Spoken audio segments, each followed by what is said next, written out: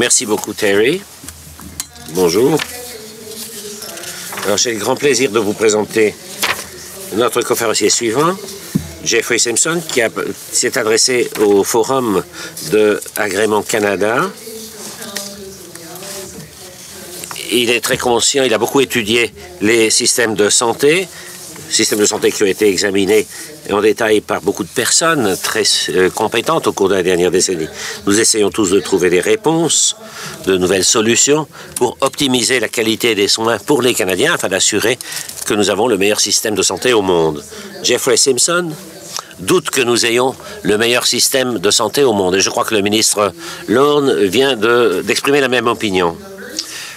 Les membres de l'OCDE continuent à nous lancer le défi. Et je serai la première à dire, considérant ma perspective, que la réalité est que nous avons probablement 13 ou 14 systèmes de santé différents, ce qui fait qu'il est extrêmement difficile de coordonner les activités. Cela dit, nous avons une nouvelle perspective qui apparaît peu à peu sur notre système de santé. Dans son livre, que je n'ai pas besoin de vous présenter, il est sur votre table, et analyse la raison pour laquelle notre système doit être transformé en profondeur en fonction des besoins du 21e siècle. Et donc voici une occasion qui nous est donnée de discuter et d'analyser ces questions qui préoccupent beaucoup la population. Alors, la biographie de Jeffrey se trouve dans votre programme, dans vos documents, donc je ne vais pas la lire. Je vous dirai simplement que c'est un commentateur et un analyste important au Canada, qu'il a été chroniqueur pendant très longtemps au Globe and Mail et qu'il a beaucoup d'idées à proposer sur la manière dont on pourrait améliorer le système. Donc c'est avec grand plaisir que je lui donne la parole afin de connaître ses recommandations sur la manière d'améliorer le système. Donc, bienvenue, Jeff. Tout d'abord, je remercie ce groupe pour le travail que vous avez déjà fait, parce que dans la recherche que j'ai faite pour mon livre, j'ai beaucoup entendu parler des études produites par votre groupe.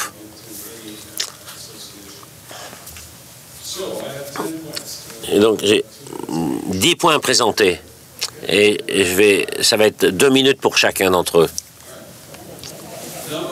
Premièrement, j'ai un titre différent, mais c'est Do a Horn.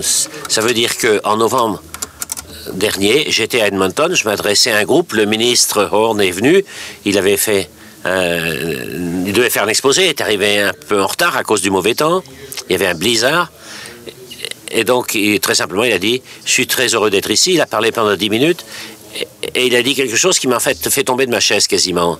Il a dit, on a un système qui coûte cher, qui ne nous donne pas de valeur.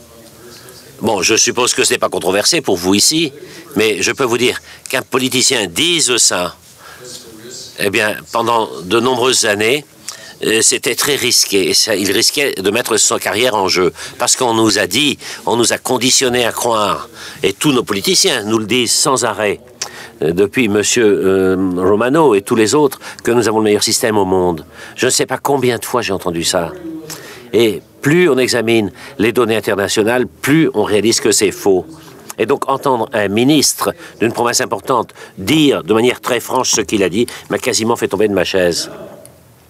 Maintenant, donc faire comme Horn, c'est beaucoup plus acceptable en bonne compagnie que c'était il y a quelques années. Donc première remarque, n'ayez pas peur, faites comme Horn. C'est vous les leaders dans la société civile. C'est vous que les gens écoutent. Les gens attribuent beaucoup d'importance, beaucoup de valeur à ce que disent les leaders de la société civile sur les questions publiques. Vous n'êtes pas considérés comme un groupe de pression, comme des gens qui ont parti. Vous avez une certaine perspective plus ou moins objective. Alors, si vous dites la vérité, je pense que le grand public vont vous écouter. Ils seront à l'écoute de ce que vous avez à dire. So I urge you. Donc, je vous le demande, faites comme Horn, s'il vous plaît. Dites la vérité, n'ayez pas peur. Dites aux gens qu'on n'a pas le meilleur système au monde. débat, c'est très important. Si le monde accepte dans n'importe quel domaine qu'on est le meilleur, il n'y aura pas de solution, il n'y aura pas de vrai débat, parce que le monde va se dire, ben, on est le meilleur, pourquoi débattre de la question ou des questions? Mais si vous commencez comme point de départ avec le fait qu'on est de loin, nous ne sommes pas de loin le meilleur au monde, il y a toutes sortes d'ouvertures, il y a toutes sortes de possibilités de lancer des vrais débats. Number 2. Numéro 2. Dites aux gens que maintenant c'est le bon moment d'avoir une pensée originale de ça. Pourquoi? Tous les gouvernements sont en déficit, sauf la Saskatchewan, même l'Alberta. Deuxièmement, pendant les 10 prochaines années, peut-être plus, on aura moins de croissance économique qu'il y en a eu dans le passé. Toute la littérature économique le dit. Donc, au lieu d'avoir une croissance d'autour de 3% qu'on a eu avant 2008, ce sera plus près de 2% pendant cette période et pendant une dizaine d'années. Et ça aura un effet négatif sur les recettes gouvernementales. Ça fait que les choix sociaux seront plus difficiles à faire. Ça veut dire qu'augmenter les taxes, ce sera plus préoccupant. Troisièmement, nous savons maintenant ce qu'il ne faut pas faire. Nous savons que acheter du changement avec plus d'argent, ce qui est la position qu'on a adoptée pendant près de 10 ans après Romano, ça ne nous a pas donné de changement. Ça nous a acheté la paix, ça nous a acheté du temps. Mais on sait qu'on ne peut pas recommencer, on peut continuer. On ne devrait même pas le faire, même si on avait de l'argent. Donc chaque fois qu'un politicien ou que quelqu'un dans le monde extérieur vous dit « la réponse à nos problèmes, c'est de mettre plus d'argent dans le système, indexé à 6% par an », dites-leur que c'est littéralement la pire des choses à faire. On le sait. Quatrièmement, rappelez aux gens que la population vieillit et que l'an dernier, pour la première fois, les baby-boomers ont commencé à avoir l'âge de 65 ans. Et bien que le coût du vieillissement lui-même est gérable, comme le disent tous les experts de politique publique, à condition qu'on ajuste correctement les systèmes, on n'a pas tenu compte du passif non financé du vieillissement, c'est-à-dire qu'il y aura de moins en moins de gens travaillant pour payer les services dont auront besoin les gens prenant leur retraite, les vieux. Donc voilà 4 raisons pour lesquelles c'est le bon moment d'avoir une discussion sur un changement en profondeur. Troisièmement, nous devons essayer, et ça c'est extrêmement difficile, de mettre fin à l'hospitalisation systématique du système. Comment est-ce qu'on fait? C'est difficile, mais il faut mettre dans le système une chose qui lui manque depuis longtemps, des incitatifs. Les comportements changent à cause d'incitatifs, pas parce qu'on l'a ordonné. Donc, dans ma province, l'Ontario, vous avez ces systèmes, les LHINs, les réseaux locaux, qui ne contrôlent pas vraiment la prestation des soins. Et donc, dans ces réseaux, le système de soins, en fait, est impulsé, propulsé, piloté par les hôpitaux. Et ce sont les hôpitaux qui ont accès aux médias, qui organisent des télétons à la télévision, qui sont les joyaux de leur communauté. Et chaque politicien qui propose de fermer un hôpital court un risque énorme. Donc, tant que les hôpitaux ont leur propre conseil d'administration, tant que les autorités régionales de la santé ne contrôlent pas les systèmes, les hôpitaux contrôleront le système. Donc, la première chose à faire du point de vue de l'administration publique, c'est de s'assurer que les autorités et les régies régionales ont de pouvoir et de s'assurer que les hôpitaux viennent après les régies régionales de la santé. Je sais que ce sera difficile à faire. Mettez en place des incitatifs dans les budgets de la santé pour que les dollars marginaux n'aillent pas aux hôpitaux, mais aux autres arrangements institutionnels pour la prestation des soins continus. Comme le docteur Shamir l'a récemment recommandé en Ontario, il a dit que le budget des soins à domicile devrait augmenter de 4%. Il n'a pas ajouté, mais c'était implicite, que les autres parties du budget ne devraient pas augmenter d'autant. Et ça, et le ministre Horn a parlé de l'importance des cliniques familiales. Il a absolument à 100% raison. Mais tant que ce sont les hôpitaux qui pilotent le système, ce sera très difficile de faire ça. Et vous le savez probablement mieux que moi. Quatrièmement,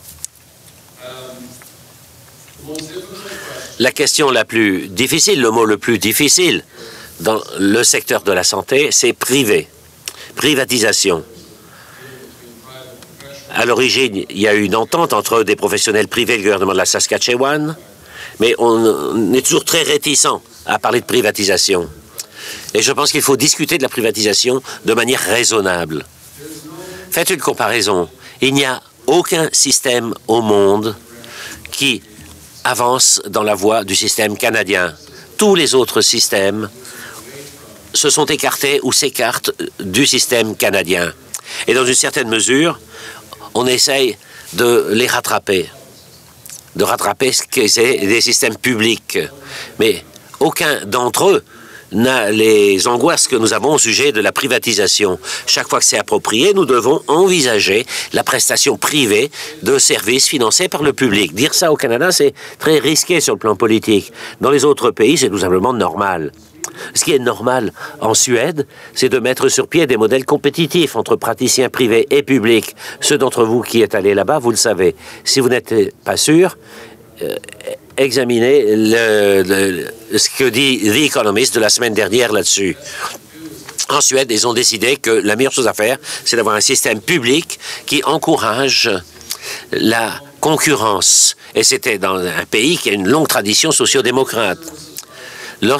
Là où ces services sont appropriés. La semaine dernière, et on en reparlera plus tard, je pense, Janice McKinnon de la Saskatchewan a produit un rapport ou un papier dans lequel elle a dit que les premiers résultats des expériences avec des cliniques de jour privées en Saskatchewan, payées par l'État, donnent les mêmes résultats que les cliniques publiques, avec les mêmes délais d'attente. Donc, si la prestation privée peut répondre à 3 critères, eh bien, et je pense que pour les patients, ça n'a pas d'importance, et pour vous non plus, ça ne devrait pas en avoir.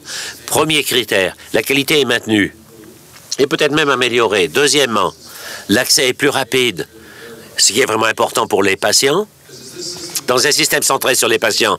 Parce que ce système répond-il à l'idéologie ou aux patients? Les patients se foutent complètement de l'idéologie. Ce qui les intéresse, c'est d'avoir des services. Et troisièmement, les coûts du système. Il faut qu'ils baissent. Si on peut répondre à ces 3 critères, eh bien, à ce moment-là, je pense qu'on doit s'ouvrir les yeux et accepter cette possibilité de privatisation. Si ça ne peut pas répondre à ces 3 critères, c'est pas la peine d'aller dans cette voie.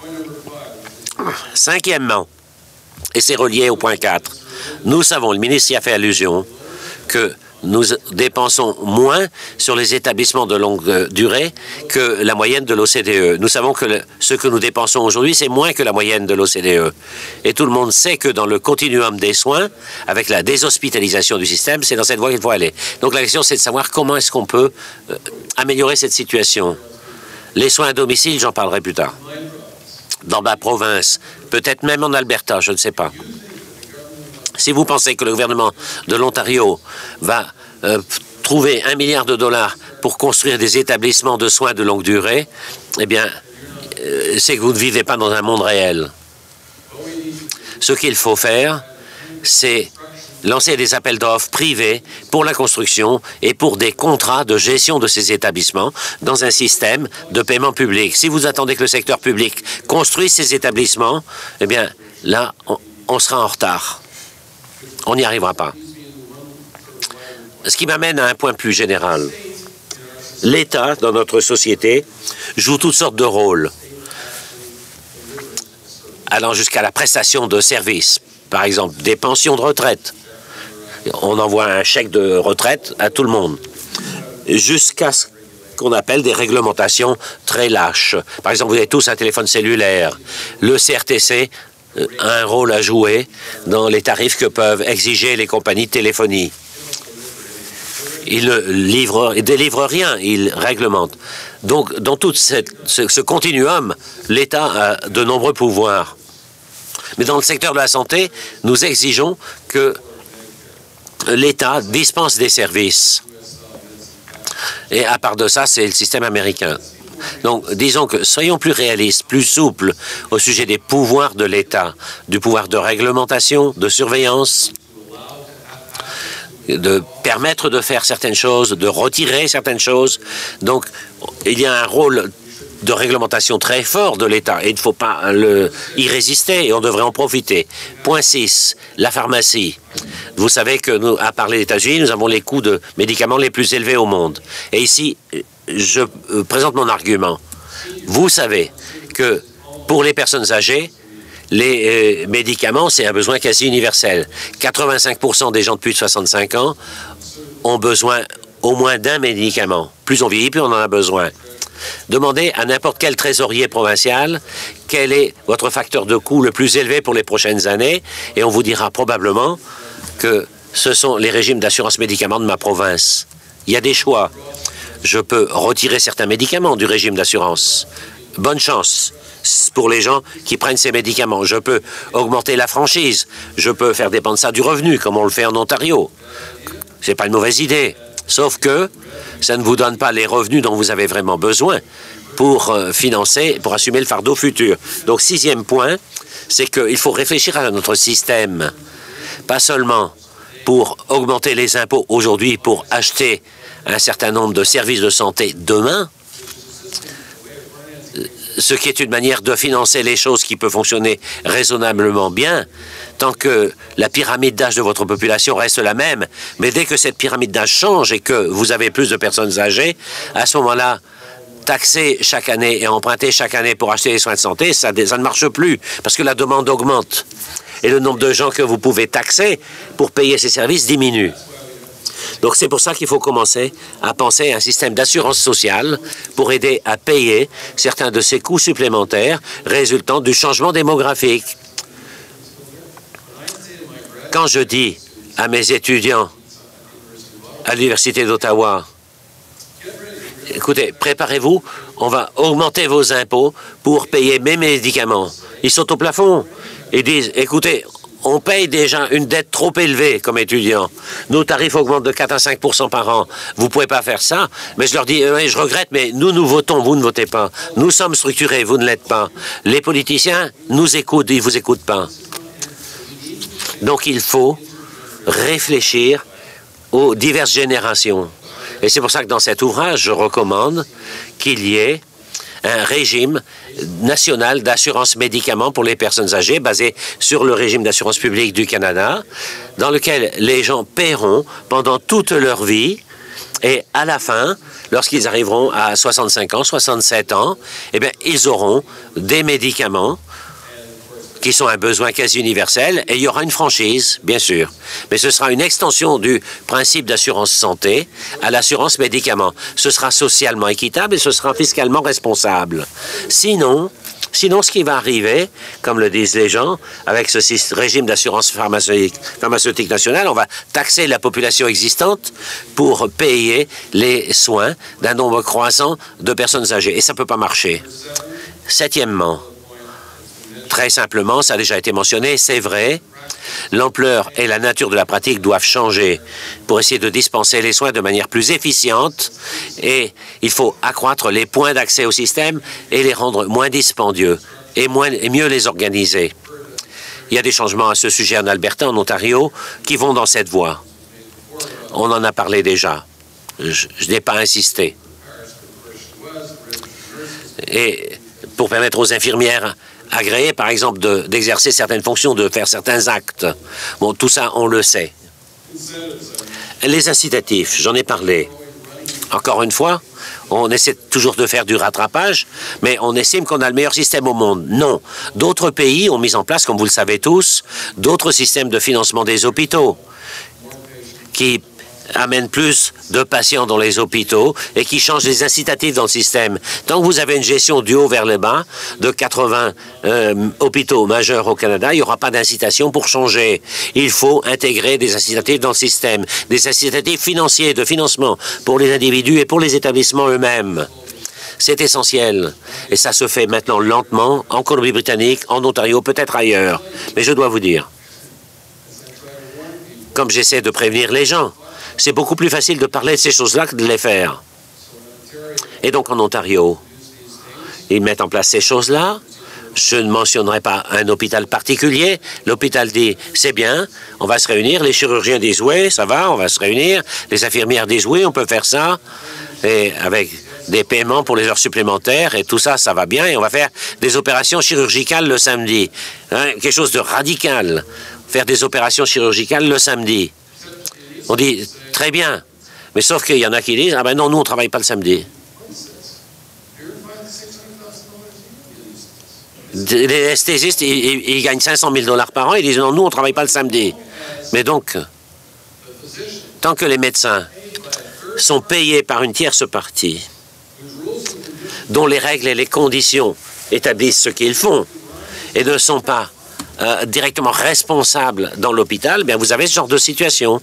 Je fais partie d'un comité exécutif à l'université et j'ai fait partie de 2 conseils d'administration d'université. Les universités sont des établissements très difficiles à gérer, vous le savez. Mais elles seraient impossibles à gérer si les enseignants disaient à l'administration « Ah ben écoutez, on a signé une entente avec une tierce partie là-bas, à Edmonton ou à Victoria, et en fait, vous ne pouvez pas contrôler ce qu'on fait. Et c'est nous qui décidons. On a à peine de contrôle maintenant, ce sera encore pire s'il n'y avait pas de contrat avec nous. » Donc voilà ce que je veux dire. Il y a un dysfonctionnement organisationnel dans le système. C'est fondamental. Il faut donc changer, grâce à des incitatifs, la pratique des médecins. On en a déjà parlé. Il nous faut de nouveaux modèles de paiement. Et d'ailleurs, c'est beaucoup plus fréquent ailleurs. Et enfin, il faut se donner des valeurs repères. Vous le savez tous, nous devons avoir des analyses comparatives. Il existe des craintes sur les analyses comparatives en dépit de toutes ces données. Les provinces n'aiment pas se comparer car elles ont peur de se comparer défavorablement. Les autorités régionales de la santé n'aiment pas beaucoup ces comparaisons non plus pour les mêmes raisons. En médecine, les gens n'aiment pas se comparer car peut-être que de nouveau ils se compareront défavorablement. Donc il faut davantage de comparaisons dans le système. Personnellement, plutôt que d'avoir des évaluations faites par des conseils nationaux, provinciaux, tout comme NICE au Royaume-Uni, plutôt que d'avoir 3 ou 4 de ces conseils, comme on est environ 30 millions, pourquoi ne pas avoir qu'un seul conseil? C'est pourquoi on devrait avoir un régime de remboursement des médicaments pour les personnes âgées qui soit national. On doit réfléchir à ce genre de rôle en incluant entre autres les provinces dans le débat. Il nous faudrait créer des institutions, des établissements qui soient comparables et créer ces analyses comparatives. En Suède, on publie tous les ans un volume de cette taille qui a toute une série de mesures pour les 31 conseils. Je crois qu'il y a 31 conseils, du moins. Et ce sont généralement des entités qui relèvent des conseils municipaux. Alors, les premières années, les gens ont contesté les données, ce qui est parfaitement normal. Et ensuite, les établissements ont adhéré à la justesse des données. Maintenant, lorsque les données sont publiées, dans les conseils où le rendement est mauvais, ça défrait la chronique. Les médecins rencontrent les administrateurs, les gens de la première ligne, ils disent comment est-ce qu'on va améliorer la situation, c'est gênant. Donc, évidemment, les comparaisons sont inconfortables. La comparaison de données, c'est une chose difficile, mais c'est une chose qui, ultimement, mène à une amélioration des systèmes, si c'est fait convenablement. Pour mettre fin à mes remarques, on a appris des leçons importantes, qu'on ne peut pas continuer à verser des fonds extraordinaire dans le système comme nous avons fait depuis l'accord de 2004. C'est la raison pour laquelle je prévois, et j'en suis absolument convaincu, que dans les années à venir, dans les 5 années à venir, peut-être les 10 années à venir, quand les ressources ne seront pas aussi évidentes que dans le passé, qu'il y aura plus de changements, plus d'initiatives, plus d'efforts concrets d'apporter à ce système ou à nos systèmes des changements que pendant la période où il y avait beaucoup d'argent. Et c'est la raison pour laquelle je suis sorti de mes années de réflexion un peu plus optimiste quant à la capacité de faire des changements qui s'imposent à notre cher système de santé, et parce que le monde comme M. Horn sont prêts maintenant à aborder la vérité au lieu de véhiculer des idées folles. Et deuxièmement, parce que le manque de ressources va nous forcer de songer beaucoup plus profondément à des changements qu'il faut apporter à notre système. Thank you very much. I'm happy to take a couple of questions.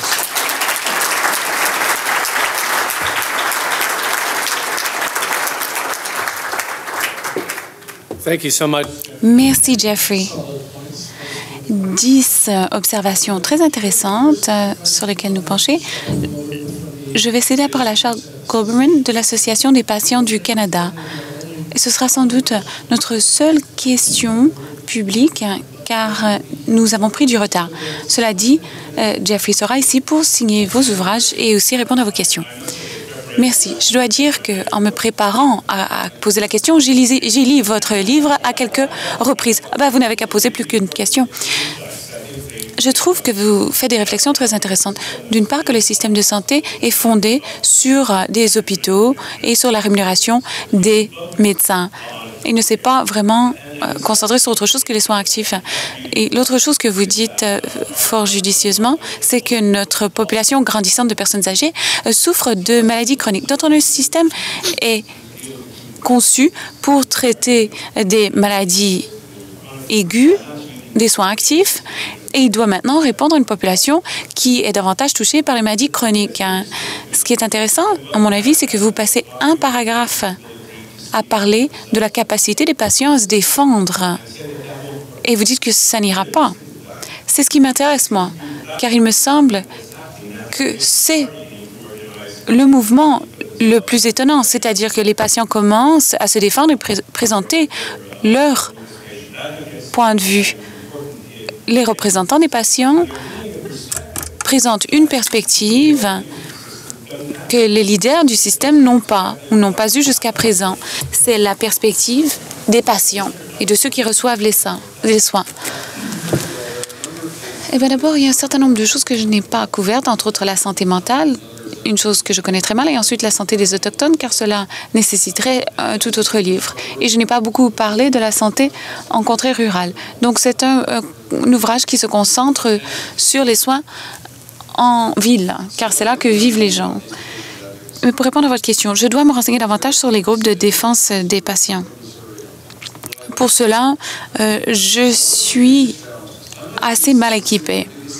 Je dirais que le plus gros défi de l'administration publique au pays, qui ne tient pas seulement à la santé, mais bien également à l'éducation et au droit, les trois grands points, trois grands items au budget d'une province, qu'est-ce que le système éducatif, le système de droit et le système de santé ont en commun, sauf réserve de ce que vous direz?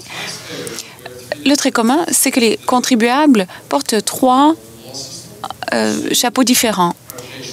Avocats, étudiants ou patients. Et généralement, ils se présentent à ces établissements comme personne. Je veux obtenir un diplôme, je choisis une université, j'ai des difficultés avec le droit, je vais me présenter accompagné d'un avocat. Je m'adresse au système de santé car j'ai une maladie. Mon groupe n'a pas une maladie. Les gens dans mon quartier, dans ma localité n'ont pas cette maladie. C'est moi qui ai cette maladie.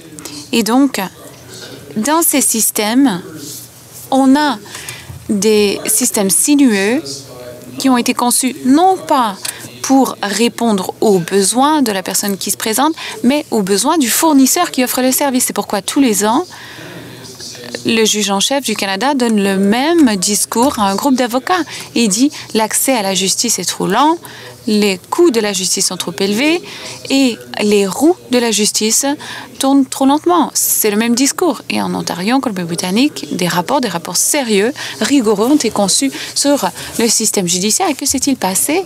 Quasi rien. Pourquoi? Parce que les juges sont très récalcitrants, les avocats pointent les juges du doigt, les juges des avocats, et rien ne se produit. Dans le système d'éducation, si on avait véritablement un système d'éducation réellement axé sur les étudiants, et je le dis avec sérieux, car je connais bien ce système, je connais intimement, on n'aurait jamais un système où un étudiant se présentera en première année et serait mis dans une classe de 400 à 800 personnes. Cela n'est pas avantageux pour l'étudiant, c'est avantageux pour le professeur. Je n'entre pas dans le détail, mais c'est le cas. Même chose en santé. Un patient se présente aux urgences ou ailleurs et fait face à un système extrêmement compliqué qui a été mal coordonné pendant de longues années et qui est conçu pour répondre aux effectifs syndiqués, aux médecins et, dans une certaine mesure, aux directeurs. Et vous allez me dire maintenant qu'il existe un mouvement où on va réunir les patients qui vont défendre leurs intérêts communs. Eh bien, je voudrais en savoir plus long, mais jusqu'à présent, ça ne s'est jamais produit. Si je me trompe, très bien. Mais les patients atteints de cancer n'ont pas les mêmes besoins que les patients qui ont une coupure ou qui ont la paralysie cérébrale ou une autre maladie chronique. Donc, c'est très difficile de mobiliser les patients individuellement pour changer le système de santé. C'est la même chose pour l'éducation, le droit ou autre. Ce serait bien si on réussissait et je vous encourage à le faire.